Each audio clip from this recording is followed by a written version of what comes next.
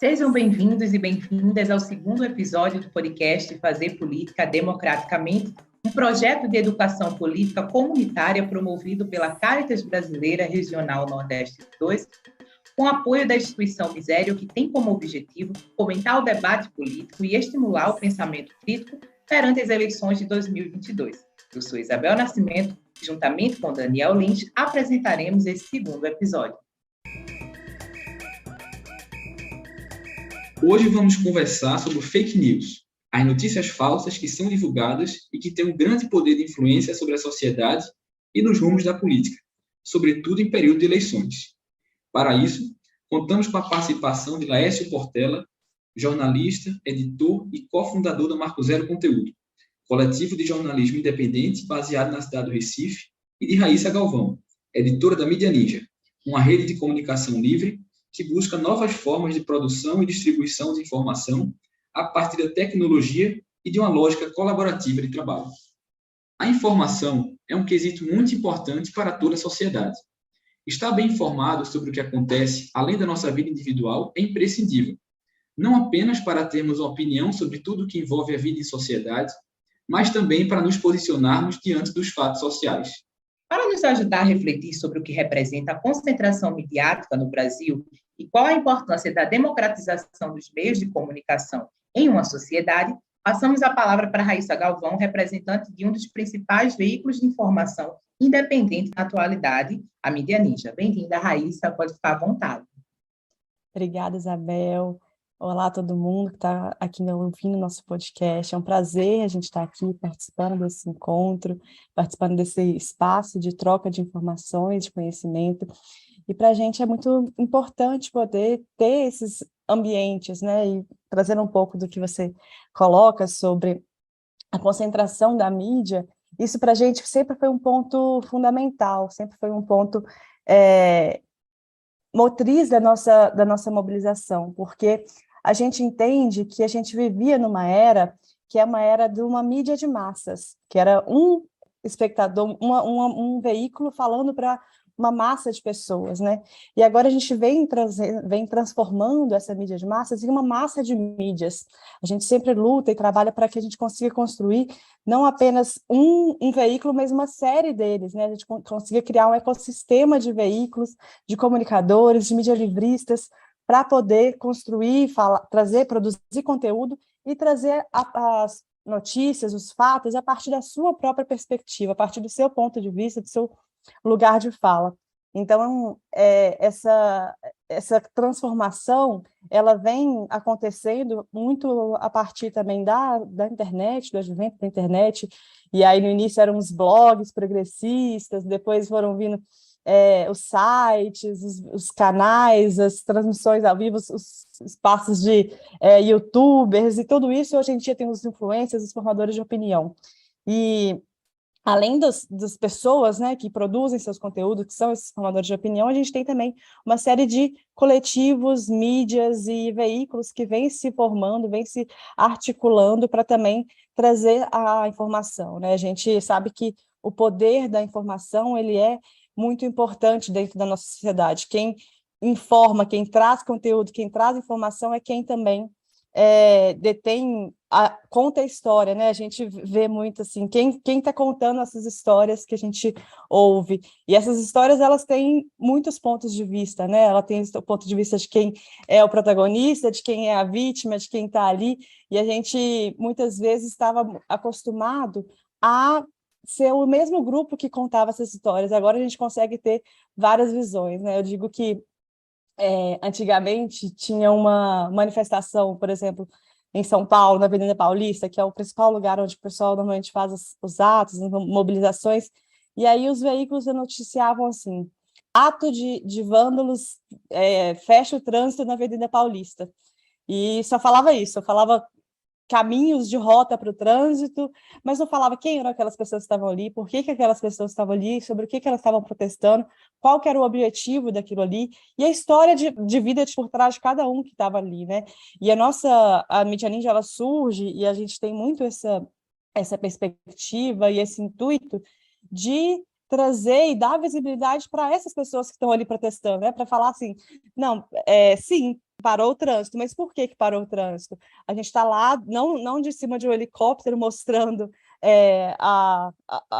aquela mobilização, mas de dentro da manifestação, com um celularzinho, com uma câmera, entrevistando as pessoas, falando: oi, boa tarde, vocês estão aqui, por quê? O que aconteceu? Por que vocês estão se manifestando? Essa manifestação tem algum intuito? Qual que é o objetivo que vocês almejam? Por que vocês se indignaram a ponto de vir parar uma rua?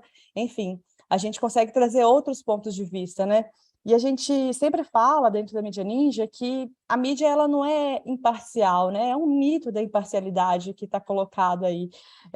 Todo mundo, quando você vai contar uma história, você está contando a partir de um ponto de vista. Seu ponto de vista já é a sua parcialidade. E para a gente isso é muito importante, a gente sempre foi muito claro quanto a isso. A gente tem um lado, sim. A gente tem um lado dos movimentos sociais, a gente tem um lado das pessoas negras, dos LGBTs, dos PCDs, enfim, das mulheres. A gente quer visibilizar essas pessoas e contar as histórias a partir desse ponto de vista, né? E a gente fala que, na verdade, o ideal não é que a gente tenha mídias imparciais por aí, porque isso é uma falácia, mas que a gente tenha, na verdade, um mosaico de parcialidades, que cada um conte a sua história, cada um conte, lógico, o fato é o mesmo, mas a abordagem ela é diferente, né? Isso é uma questão bem interessante, inclusive, para esse debate sobre fake news, né? Não é que a gente vai estar distorcendo o fato, não, mas eu estou contando o fato a partir de um outro ponto de vista. Então, eu acho que, pensando um pouco nisso, né, desses barões da mídia, para a gente são esses dois conceitos principais. A gente trocar uma mídia de massas por uma massa de mídias e a gente matar esse mito da imparcialidade e apresentar aí, para quem está querendo nos acompanhar, esse mosaico de parcialidades. Pegando um gancho aí na fala de Raíssa também, quando trata sobre essas mídias de massa, nós temos que uma realidade posta, que os principais meios de comunicação são controlados por grupos com interesses econômicos, políticos, religiosos, e sendo assim, é um pressuposto que haja também restrições de pautas nesses veículos tradicionais. Nesse sentido, como a Marco Zero Conteúdo, enquanto veículo independente, lida com a apuração e divulgação dos fatos? Primeiro, eu queria começar a minha intervenção aqui agradecendo pelo convite da Caritas. É muito importante para a gente que trabalha na mídia independente ter esses espaços de debate, de troca, né? Que são pouco usuais, digamos assim, quando você está na mídia tradicional, e é muito bom a gente refletir sobre democratização da mídia, proliferação das fake news, né? O desenvolvimento também dessa massa de mídias, como Raíssa falou. Então, agradecer a você, a Isabel também que está aqui com a gente, a Raíssa. A gente cria Marco Zero em 2015 justamente dessa perspectiva de fazer um contraponto, inicialmente, né, a essa concentração da mídia, né? Porque você existe no Brasil a concentração da mídia do ponto de vista nacional, você tem 4, 5 grandes grupos no eixo Rio-São Paulo, que funcionam, aquele termo que se usa, né, na radiodifusão, como cabeças de rede, né? Elas estão ali no eixo Rio-São Paulo, nas TVs abertas. Então, toda a mídia regional está associada de radiodifusão a esses grandes grupos, SBT, Rede Globo, Record, Rede TV e tal. E você tem também, a gente fala pouco, mas você tem também uma concentração no eixo Rio-São Paulo das agências de notícias, né? Folha, Globo, Estadão, que acabam produzindo conteúdo que é homogeneizado em todos os estados, quando os jornais regionais reproduzem a cobertura, por exemplo, da política nacional a partir dessas agências nacionais. Então, assim, há uma concentração enorme de veículos e isso se manifesta na concentração de conteúdo, de olhares sobre a política nacional, a economia, né? Sobre vários aspectos da sociedade brasileira. E isso se reproduz nos estados também. Em cada estado, você tem 2 ou 3 ou 4, no máximo, grupos, grandes grupos de mídia regional, que são parceiros desses grupos nacionais. E reproduzem não só, muitas vezes, uma cobertura, um viés elitista, né, que se relaciona pouco, digamos assim, com todos os setores da sociedade, especialmente com as periferias, com os grupos mais vulneráveis à violência, por exemplo, praticada pelo Estado. Então, a gente cria Marco Zero em 2015, 7 jornalistas, homens e mulheres, que tínhamos passado pelas mídias tradicionais aqui do Estado, e alguns trabalharam, inclusive, em São Paulo, nas mídias grandes de São Paulo, e a gente se encontra em 2015 para fazer um jornalismo diferente, um jornalismo que não tivesse atrelado aos grandes grupos econômicos e políticos. Para você ter uma ideia, dos 3 grandes grupos de comunicação em Pernambuco, o dono atua diretamente no ramo de shopping centers e no ramo imobiliário. O outro já teve uma atuação importante, por exemplo, na produção de cana-de-açúcar, que você sabe como é essa produção no Nordeste, né? Tudo que ela significa do ponto de vista de opressão, de direitos trabalhistas e tudo mais. A gente teve um outro grande grupo econômico que foi durante muito tempo coordenado por um grupo nacional de planos de saúde. Então, veja, esses grupos estão diretamente, eles têm a comunicação, digamos assim, é uma atividade em paralelo a uma outra atividade econômica muito importante, que mexe diretamente com a vida das pessoas. E esses grupos não cobrem essas áreas, ou cobrem de uma maneira muito superficial e sem tensionar, né, a dinâmica político-econômica sobre a população. Então, a Marco Zero surge para isso. Eu vou dar 2 exemplos do tipo de cobertura que a gente faz e que esses veículos nunca fizeram e não conseguem fazer, justamente por conta da relação que eles têm com o poder econômico, o capital, né? Eu lembro aqui, quando a gente teve uma ocupação em 2018, a ocupação de um prédio abandonado no centro da cidade aqui do Recife, e essa ocupação foi feita pelo MTST e foi batizada em homenagem à ex-vereadora Marielle Franco, assassinada, covardemente assassinada no Rio de Janeiro, né? Ela e o motorista Anderson.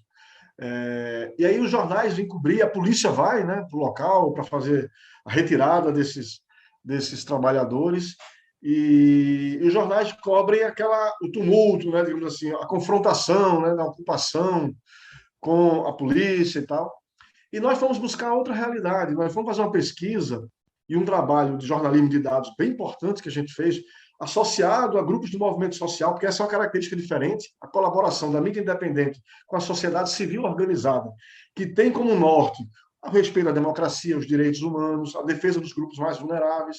E aí a gente fez um apanhado das dívidas, de vez de a gente discutir violência, a confrontação, ocupantes e movimento social e polícia, a gente vamos discutir mais a fundo esse tema, e a gente fez um levantamento da base de dados de dívidas do IPTU. E descobrimos que dos imóveis na zona central do Recife, você tem quase uma centena, dezenas de imóveis abandonados, né? Quando você tem um déficit enorme também de habitação no Recife, na região metropolitana, descobrimos que esses imóveis e seus proprietários deviam 346 milhões de reais à prefeitura. E divulgamos a lista dos devedores, nomes dos proprietários dos edifícios, os nomes dos edifícios, tudo mais. E botamos a discussão em outro lugar. A discussão não é se o direito à propriedade, se podiam ter ocupado aquele espaço, a polícia tem que tirar, o mandado judicial da justiça. A discussão é muito mais ampla. Direito não de propriedade, mas o direito à habitação, o direito constitucional de moradia, que está previsto na nossa Constituição. Então, a gente recoloca a discussão. E por que a prefeitura não cobra a dívida? Mais de 200 milhões na dívida ativa devia ser cobrada. Aí a gente vai entrevistar alguém que estuda, um pesquisador que estuda isso, ele diz assim, no Recife, o bom é você ser um grande devedor do IPTU, porque os grandes devedores não são cobrados pela prefeitura, porque normalmente são grandes grupos econômicos. Agora, se você for um pequeno devedor, você corre o risco de perder seu imóvel, porque a prefeitura vai diretamente, cobra e tira de você o imóvel. Então, a gente reposiciona a discussão, né?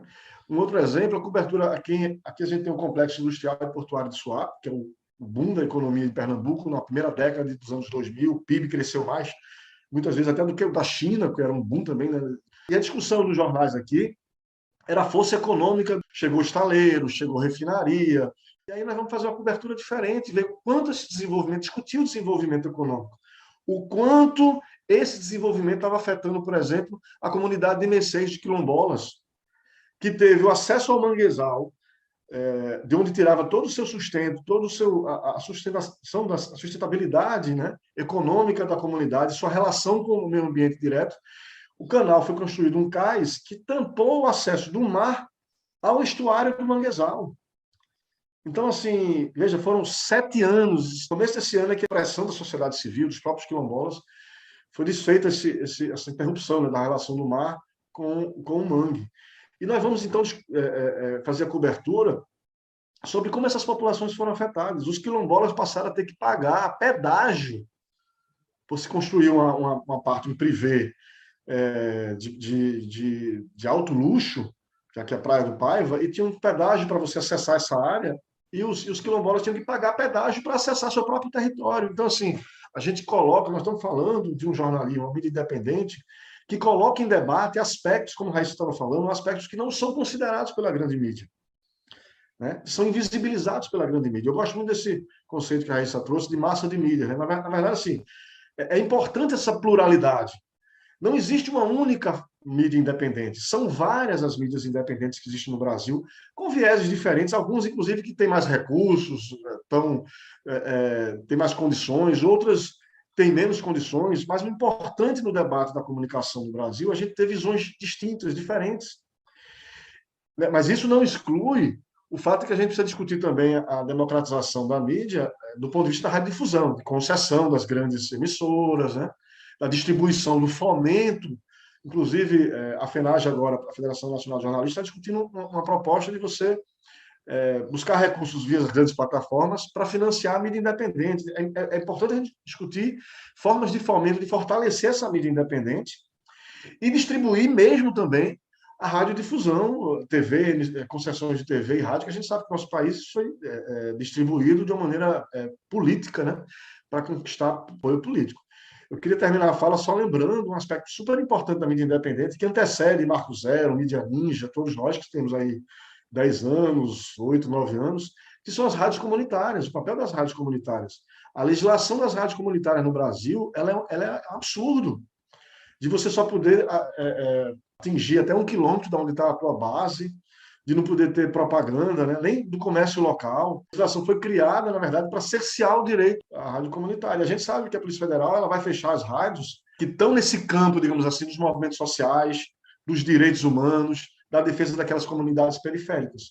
Porque existem várias outras rádios que estão associadas a igrejas, associadas a um perfil mais conservador, que essas estão atuando, às vezes, até em alguns casos na legalidade, e essas não são perseguidas. Então, assim, discutir democratização da mídia no Brasil envolve vários aspectos da radiodifusão tradicional e do fortalecimento, da divisão melhor do espectro da radiodifusão nacional e do fomento e do desenvolvimento das mídias independentes, dessas mídias de massa de mídias. Vou de total acordo. Eu acho que, inclusive, quem está trabalhando com mídia independente tem esse entendimento comum, né, dessa importância desse fortalecimento. E uma coisa que me provocou bastante, que eu acho que é sempre importante de ressaltar, que essa massa de mídias, ela trabalha numa perspectiva completamente diferente dessa mídia de massas, né? Ela trabalha na perspectiva de colaboração, de potencialização, né? A gente não existem disputas diretas entre essas organizações, né? Entre esses veículos. A gente sempre trabalha em conjunto para fortalecer e para poder amplificar as mensagens que a gente tem trabalhado. Assim, eu acho que isso é um ponto muito interessante da gente observar. Eu lembro que em 2013 ainda, né, quando começou a repercutir ainda mais esses coletivos, teve ali um boom de medialivrismo muito forte a partir das jornadas de junho, foi onde também a gente se consolidou também enquanto uma mídia independente naquele período, e eu lembro de uma pesquisa que me marcou muito, que foi do Fábio Malini, que é um professor da UFES, da Universidade Federal do Espírito Santo, e ele sempre estudou redes sociais, comunicação, e ele fez um estudo falando dessa massa de mídias, e eu lembro que ele fez uma comparação, tinha um gráfico, aqueles gráficos que a gente hoje está super acostumado, né, com vários perfis, os nomes dos veículos, e ele acompanhou as publicações de 237 veículos de comunicação independente e comparou o alcance desses veículos com o alcance da TV aberta da Globo. E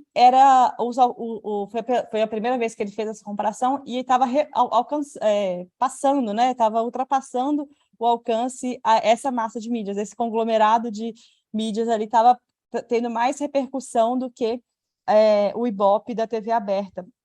E eu acho que isso em 2013, né, onde ainda não tinha tanta usabilidade mesmo das redes, todo mundo trabalhava com isso, mas hoje em dia isso está muito mais comum, todo mundo tem um celular na mão, todo mundo produz conteúdo, tem profissão de produção de conteúdo, etc. Mas naquele período já era assim, e hoje em dia, se a gente for ter essas comparações, com certeza a gente vai ter aí um número também bem relevante. E por que isso é possível? Porque eram diversos veículos que estavam falando sobre o mesmo tema, cada um com o seu ponto de vista, e a soma daquilo ali a gente conseguiu gerar uma onda, né? A gente conseguiu influenciar a sociedade ali com a nossa mensagem, conseguiu ter impacto. Então, acho que isso é super importante da gente ressaltar, porque isso só é possível por quê? Porque a gente não está disputando um com o outro, a gente está se somando e trabalhando em conjunto para amplificar essas mensagens, assim. Então, me lembrei disso, enquanto estava falando, eu fiquei bem provocada de trazer, porque é, de fato, uma construção que está sendo feita e que, muitas vezes, a gente vê assim, mas eu estou fazendo um trabalho aqui, é muito pequenininho, não tem necessariamente alcance, relevância, mas não, tem. Se a gente olha um pouquinho, né, se dá um zoom out, olha um pouquinho de cima, a gente vê que isso realmente tem importância, está impactando e tá dentro de um conjunto, né, desse ecossistema. A gente sempre fala muito desse ecossistema de mídias.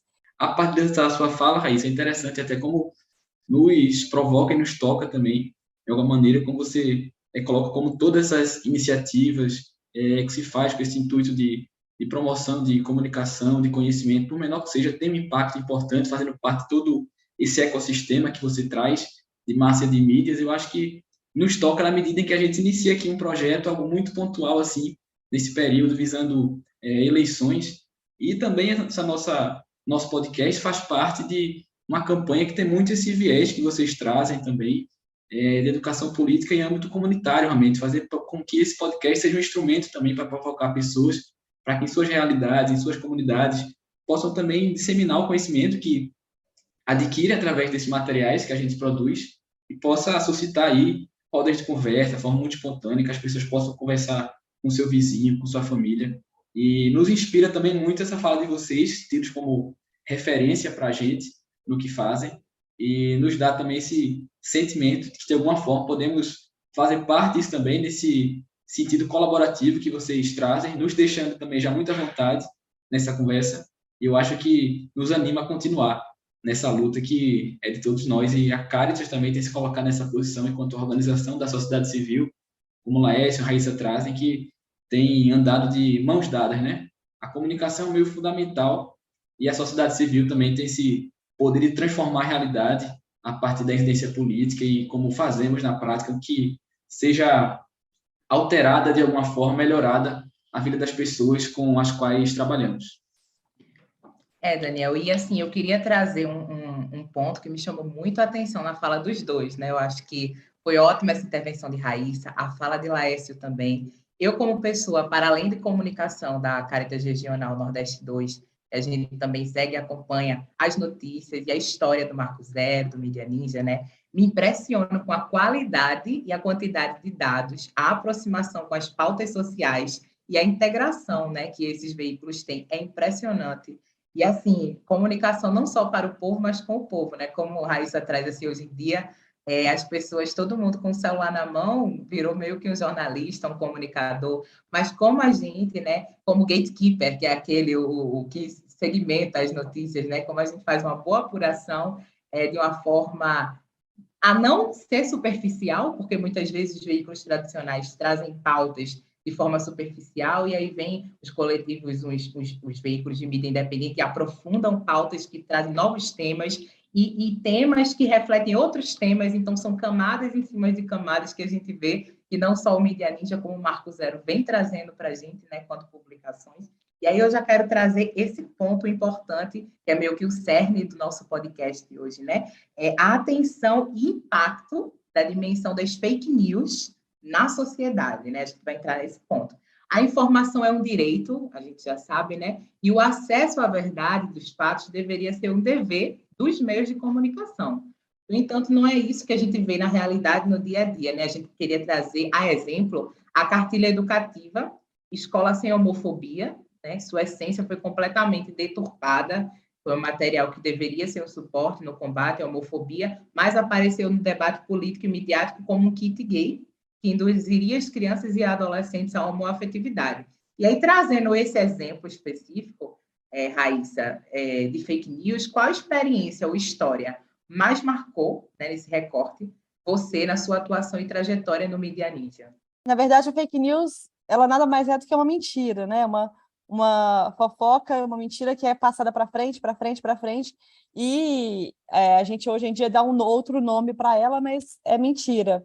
O que a gente tem vivenciado é a criação de estruturas e de ferramentas para potencializar a difusão dessas mentiras, né? Uma mentira que era contada boca a boca, um burburinho que saía rolando na cidade, hoje em dia ele tem uma grande estrutura financiada, e aí eu acho que esse é um grande debate também, por quem financia a difusão dessas fake news, né? Isso é uma questão que está muito colocada hoje em dia e que é um ponto que precisa ser investigado e, né, criar, inclusive, legislações para isso. O Congresso está numa labuta ali para conseguir regulamentar isso, mas são mentiras difundidas em grande escala.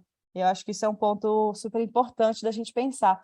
E uma das coisas que me chamou bastante atenção no ano passado, a gente acompanhou muito de perto, a gente assistiu todas as sessões e acompanhou super de perto a CPI da Covid no Senado. E ali era, assim, um show de fake news em muitos momentos, né?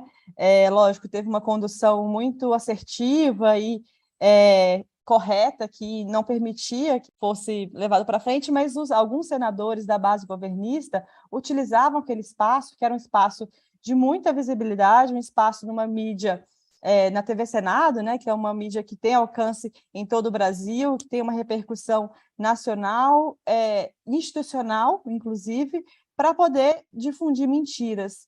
E falavam ali à torta e à direito uma série de mentiras que eles repetiam, e inclusive foi um processo mais para o final da CPI. Os senadores não deixavam, inclusive, esses senadores falar, respeitando, logicamente, a liturgia ali da casa, né, o tempo de fala de cada senador, mas sempre que uma mentira era falada, eles eram cortados logo em sequência para que aquilo não fosse veiculado, porque a estratégia que eles estavam utilizando era um senador da base governista usava o plenário, usava o tempo de fala dele na CPI, que é um espaço institucional, fazia um discurso lotado de mentiras, depois recortava só aquele trecho e aquilo ali circulava, e ele colocava aquilo como corroborado pela sociedade ou pela instituição, porque ele estava num espaço institucional, no Senado Federal. Mesmo que depois ele tivesse sido rebatido, aquilo ali era cortado e veiculado sem contexto, né? Que é o que eles fazem muitas vezes. Então, a CPI, né, desde a cloroquina, desde todas as mentiras, né, toda a tramóia ali, os casos de corrupção que foram revelados em relação às vacinas, tratamento do kit Covid que era veiculado, o aplicativo que eles tinham, que era veiculado, os tratamentos sem nenhuma comprovação científica que estavam sendo aplicados, e, enfim, foram dezenas de mentiras que foram repetidas à exaustão em um espaço institucional. Então, acho que esse foi um dos momentos que me preocupou bastante, porque, para além, né, dessas... porque hoje em dia entre aspas, fácil, né, você criar uma mentira e isso viralizar. Você cria um site, um veículo, dá uma cara que parece institucional para aquilo ali, né, que tem um nome, tem uma marca, e solta aquele link no WhatsApp, aquilo ali circula como se fosse verdade.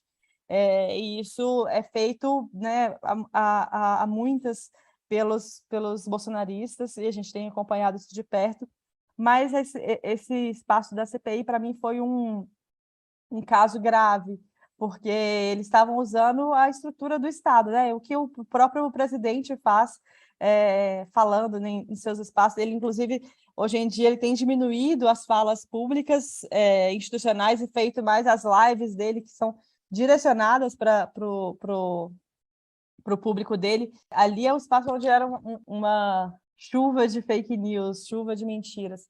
Então, enfim, acho que esse ambiente, essa utilização das instituições, dos espaços e das estruturas de poder que a gente tem para poder disseminar mentiras é uma das coisas que mais me preocupa, né? Para além da importante né, ressaltar que não é menor, mas essa rede subterrânea que circula, essa rede ela é validada por esses discursos oficiais. Então, quando a gente tem quando você constrói a base, né? Você faz ali a cama, distribui isso nessas redes subterrâneas, no WhatsApp, sua tia, o tio do Zap que está circulando mentira, e aqui você ouve aquilo, você não, nem acredita muito, ou então você só leu, e a gente fala muito sobre isso, a repetição, quando você recebe aquilo de várias fontes diferentes, você vai absorvendo aquela informação, por mais que você não acredite nela de cara, mas depois ela é validada por um discurso oficial.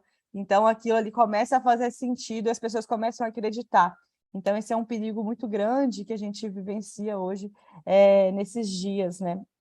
Então, enfim, acho que, para mim, um caso que foi bem emblemático foi esse da CPI, e saúdo aí, inclusive, os senadores que estavam fazendo um trabalho hercúleo ali de desmentir todas essas mentiras que eram ditas, e um trabalho, inclusive, de denunciar e expor, né? Foi a partir dali que a gente conseguiu alguns avanços dentro do combate à Covid aqui no Brasil, o início da vacinação, etc. Então, acho que esse caso da Covid foi um que pegou para muita gente, que inclusive muita gente acordou para o perigo dessas fake news a partir do caso da nossa pandemia, né, que a gente vivenciou, porque foram questões trágicas, foram milhares de pessoas que perderam a vida por irresponsabilidade e por uma ação criminosa de difusão de mentiras aí sobre esse tema que lida diretamente com a vida das pessoas, né?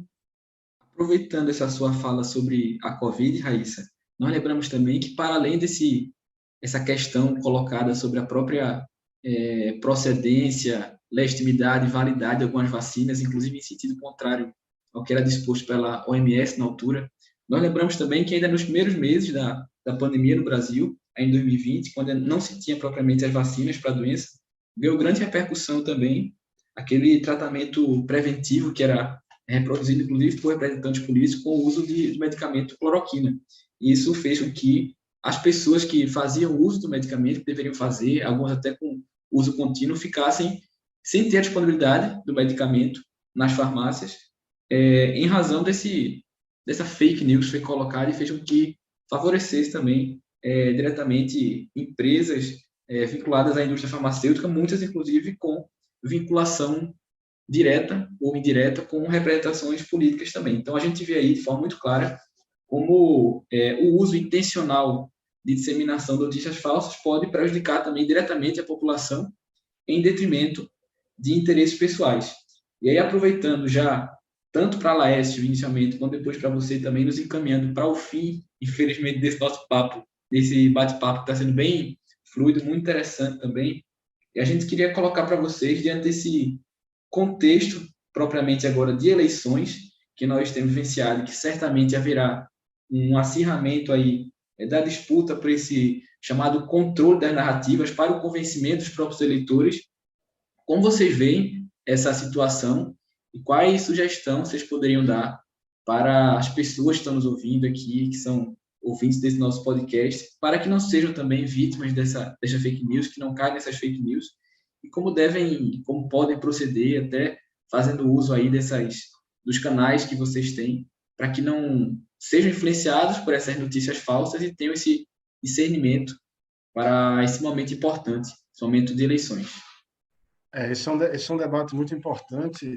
Antes de chegar nas eleições, eu queria trazer outros 2 pontos, mas que eu vou conectar também com a questão das eleições, Daniel. Primeiro, assim, uma coisa que a Raíssa falou que é super importante, né? A gente não está falando de fake news, de histórias que as pessoas estão criando, cada um no seu lugar e tal. Nós estamos falando de fake news como estratégia política, né? Financiada, paga para circular e tensionar no ambiente político. Isso aconteceu no Brasil, na primeira eleição de Bolsonaro, mas aconteceu com a eleição de Trump, aconteceu antes a discussão do Brexit, né? A saída da Inglaterra, da Grã-Bretanha, da Comunidade Europeia. Então, assim, a noção de fake news está criando situações de insustentabilidade institucional e fortalecendo situações de golpe, como aconteceu aqui, inclusive, em 2016, no caso da presidenta Dilma. Então, isso é muito importante. Nós estamos falando de fake news produzidas a partir dos gabinetes em Brasília, com referendo do presidente da República, de autoridades federais. Então, o assunto é gravíssimo.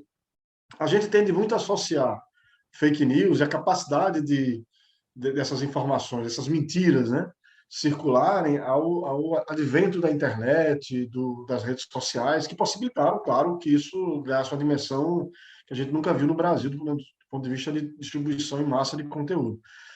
Mas eu queria trazer um negócio que eu gosto de fazer essa reflexão, é que, assim, esse ambiente da mentira, da produção de fake news, ele começa antes disso, inclusive antes da internet.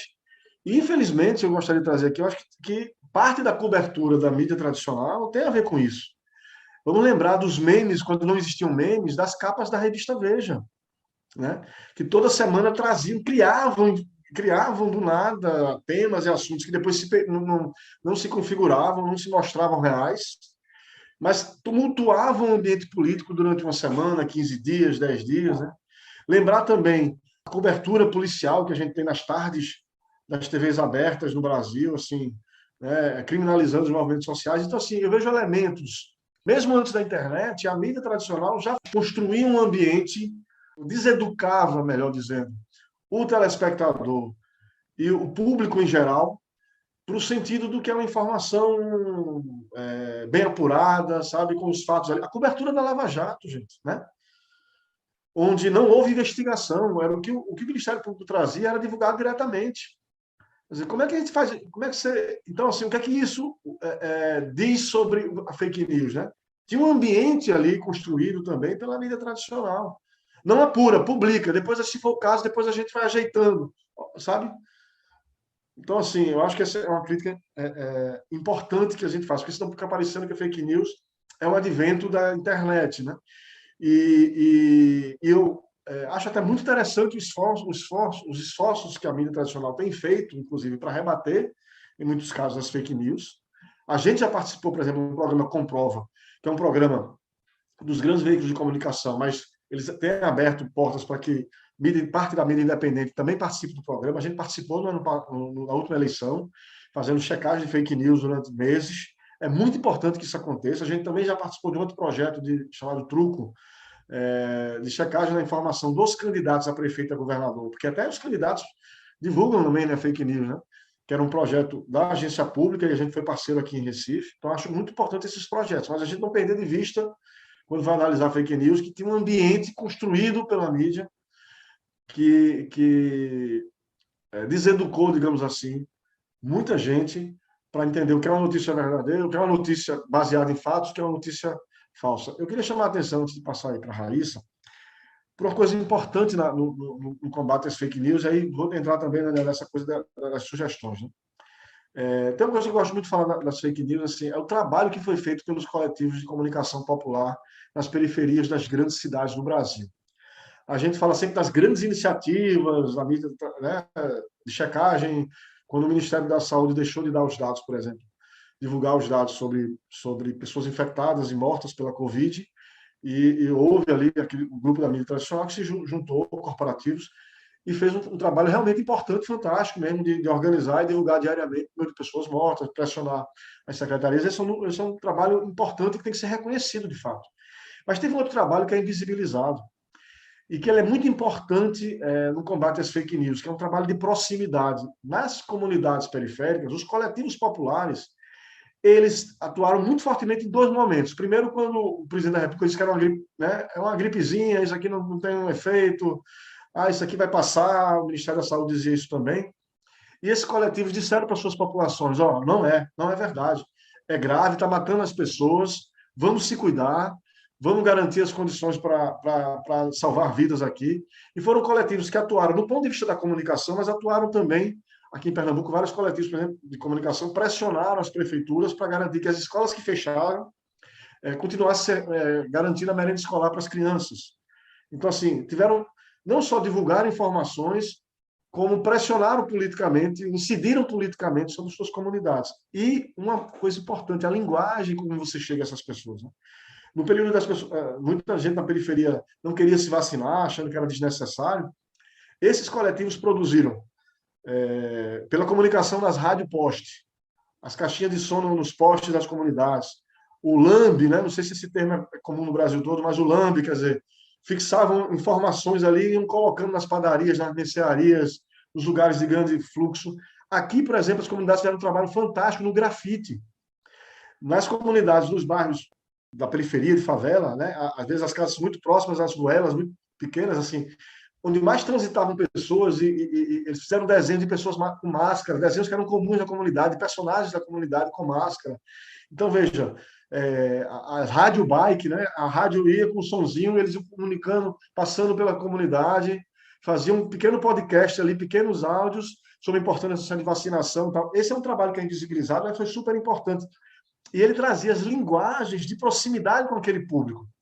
Porque uma das coisas muito importantes para a proliferação das fake news é quando alguém, essa coisa da proximidade, quando tu recebe pelo zap do teu tio, ou da tua mãe, ou do teu primo, naquele grupo da família, uma notícia falsa. E aí vem, às vezes, um link lá do Globo, do Estadão, da Folha, desmentindo aquela informação, mas a pessoa não tem nenhuma relação com aqueles grupos. Sem falar que muitas vezes o link é paywall, né? Tu entra e não consegue nem acessar a notícia sobre desinformação. Então, quando os grupos, como as informações no Zap chegam, daquele grupo local que as pessoas conhecem, que estão produzindo o contraponto à fake news, aquele tem muito mais poder. Primeiro, que é na linguagem das pessoas. Segundo, que você conhece também. É aquele grupo que atua na comunidade. Isso aconteceu na Maré, no Rio de Janeiro, Paraisópolis, São Paulo, aqui no COC. Esse é um trabalho fantástico que eu acho que a gente precisa visibilizar. Para terminar, uma experiência, por exemplo, que teve aqui na articulação do semiárido, da ASA, que faz um trabalho brilhante em todos os 9 regiões do Agreste, Sertão, do Nordeste e do Norte de Minas, perceberam que, por exemplo, quando começou a vacinação, tinha uma resistência muito grande no Agreste e Sertão do Nordeste e no Norte de Minas à vacinação. E aí a ASA se organizou, mobilizou seus comunicadores nesses lugares, e por região, por interior de cada cidade, de cada estado, um com sotaque, porque o Nordeste não tem um sotaque só. O interior da Paraíba tem um sotaque, Pernambuco tem um sotaque, Ceará tem um sotaque. E os comunicadores de cada estado no interior gravaram pequenos apps que eram roteirizados, que eram com informações reais, fidedignas sobre a vacinação, e gravaram na linguagem local, fizeram o que eles chamavam de zap novelas, pequenos áudios que circulavam nessas comunidades do interior. É fantástico quando você ouve o sotaque do interior da Paraíba, do interior do Ceará, da Bahia. Veja esse aspecto da proximidade, entendeu? Então, acho que é muito importante essas atividades que às vezes ficam escanteadas. Conselhos são alguns, para não cair na fake news, né? Não recebe, acha incrível e repassa. Pelo menos clica no link, vê se aquele link abre de fato. Às vezes nem abre, é só uma manchete fake que nem abre. Se você clicou no link, nem abriu a matéria, aquilo ali é fake news. Outra coisa, se você recebeu uma informação que acha incrível, assim, te chamou muita atenção, vai ver se em outros lugares, em outros veículos, em outros lugares, aquela informação está vindo de outros lugares também, tem outros lugares comentando, porque se só está em um lugar, é muito suspeito, entendeu? Assim, hoje a gente tem essa quantidade tão grande de mídias, então a informação às vezes que parecem, não, isso aqui é um absurdo. Se é um absurdo tão grande, não estaria só ali, né? Conversar mais com as pessoas, trocar mais ideias, antes de passar o conteúdo. Eu tenho grupos, por exemplo, grupos inclusive de comunicadores do campo progressista de esquerda, que às vezes botam conteúdo ali, dizem, gente, vocês viram isso? Alguém sabe se isso aqui faz sentido? Alguém ouviu falar sobre isso? E a gente discute ali antes de passar ou não passar a informação. Então, discutir, conversar com os vizinhos, checar se aquela informação está vindo de outro lugar. E uma coisa importante, aquela informação que você está consumindo, que chegou para você, ela se confirma no teu cotidiano, no teu dia a dia. Por exemplo, se alguém diz assim, se tal candidato a presidente foi eleito, vai tomar as casas das pessoas, vai acabar com o programa tal, não sei o quê. Esse candidato já foi presidente, isso aconteceu quando ele era presidente. O cartão do Bolsa Família não está mais funcionando, você chegar lá, todo mês quando você vai lá, não está lá o Bolsa Família. Tu foi ontem e tirou e sacou. Então, assim, submete a informação que está chegando a você com a tua vida, com o teu cotidiano, porque às vezes esse exercício que parece mínimo, vai dizer assim, peraí, isso aqui não é verdade. Isso não está acontecendo aqui na minha comunidade, isso não está acontecendo com ninguém que eu conheço. Se só está naquele lugar, não está acontecendo com ninguém que você conhece. Troca ideias, vai buscar informações em outros lugares. Tem a mídia aqui, tem Mídia Ninja, Marco Zero Conteúdo, tem uma série de mídias independentes no Brasil. Então, a gente tem muita gente fazendo contraponto, trazendo informação factual importante, e também quem é das comunidades abrir o olho para esses grupos, valorizar e legitimar esses grupos que estão dentro das suas comunidades, trazendo informação numa linguagem direta e que tem tudo a ver com as pessoas que moram naquele lugar, né? Excelente, Laércio. Nossa, estou muito feliz de estar aqui participando dessa conversa. Assim, realmente, a cada fala a gente vai abrindo uma série de janelas na cabeça, porque é de fato muito importante esse debate, essa discussão, né? E a gente conseguir levar isso para mais gente é fundamental.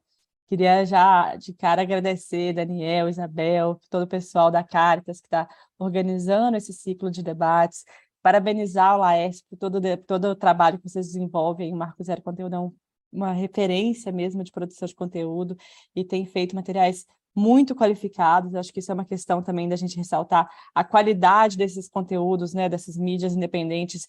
Muita gente acha, não, porque é independente, qualquer coisa, não. São conteúdos muitíssimo bons, né, de alta qualidade mesmo, com um trabalho de apuração muito fidedigno. Então isso é fundamental para a gente conseguir ampliar nosso escopo aí de fontes, né, de lugares para a gente buscar informação.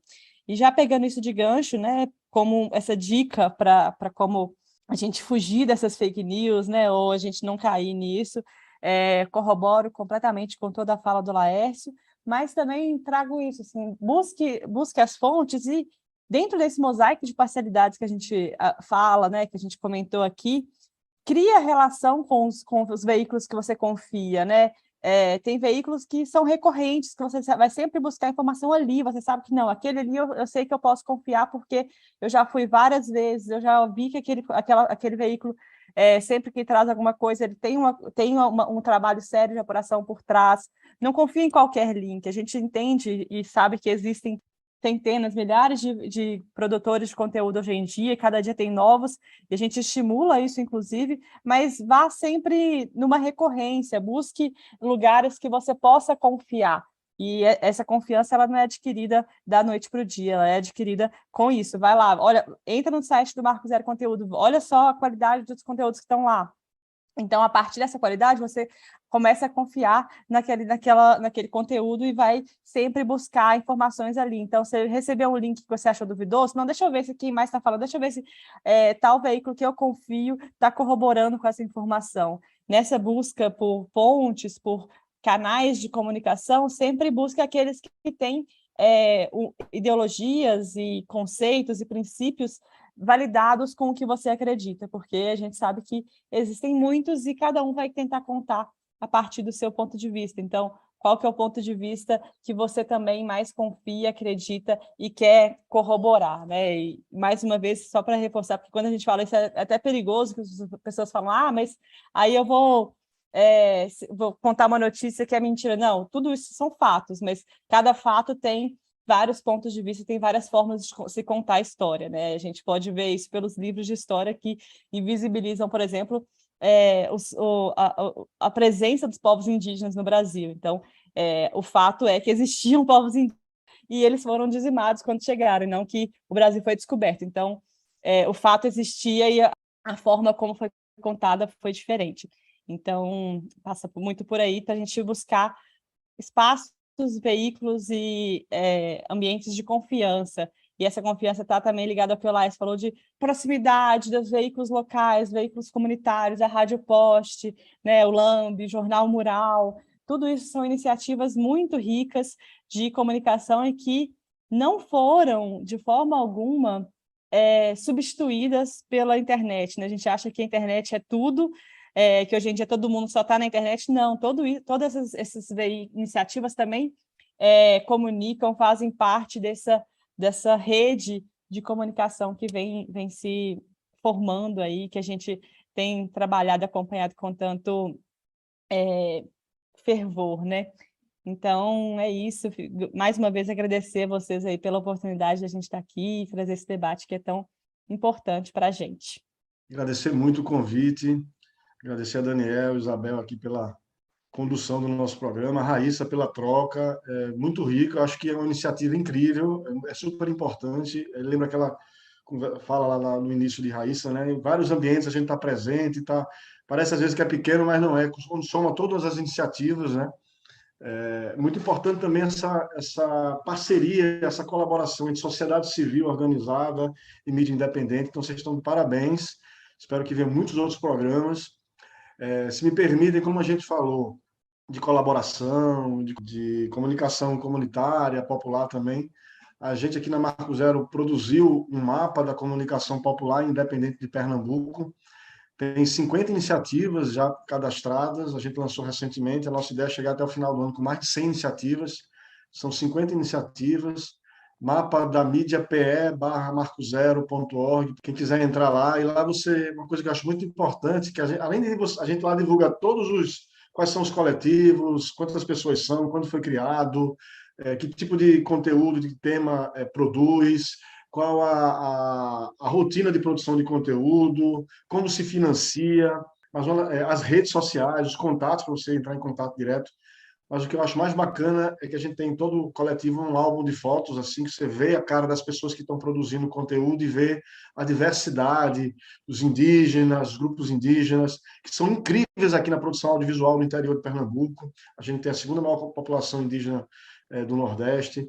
A produção que vem dos quilombos também, de conteúdo, região metropolitana, interior do estado. Então, mostra a riqueza dessa comunicação e essa importância da colaboração. A gente atua, a Marco Zero, em colaboração com vários outros grupos de mídia independente. Então, parabéns e sigamos aí no fortalecimento da mídia independente e popular em Pernambuco e no Brasil todo, em todos os estados. Vamos lá. Bom, já encaminhando, né, um pouco para finalmente nosso podcast, só queria agradecer demais a presença de Laércio, a presença de Raíssa. Eu acho que essa fala de vocês, o que vocês representam, né, esses dois veículos aqui, transmite o que nós queremos passar propriamente para os nossos ouvintes, para a sociedade em geral. Esse é o objetivo do nosso podcast, esse é o objetivo desse produto, sabe?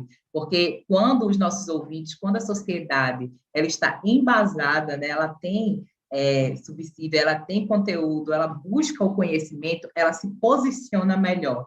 Então, esse é o objetivo desse produto. As pessoas se informarem politicamente para se posicionar de uma forma embasada, não só nos meios sociais, mas na sociedade, em seus grupos, que começa dentro do próprio núcleo, né? Em casa, amigos, rodas de conversa, debate, e aí a gente vai crescendo. E aí vai envolvendo outras pessoas. Então, essa conversa aqui, o que foi proposto, os dados que foram trazidos e e-mails para se informar, excelente a fala dos dois, de Laércio, de Raíssa. Então, quanto Cáritas Regional Nordeste 2, nós já agradecemos demais a presença de vocês aqui. Com isso, dizer que o nosso podcast, Fazer Política Democraticamente, vai ficando por aqui. Acompanhe os próximos episódios que serão lançados quinzenalmente nas plataformas do YouTube e Spotify da Rede Cáritas Brasileira Regional Nordeste 2. Nos siga nas redes sociais e venha com a gente fazer política democraticamente.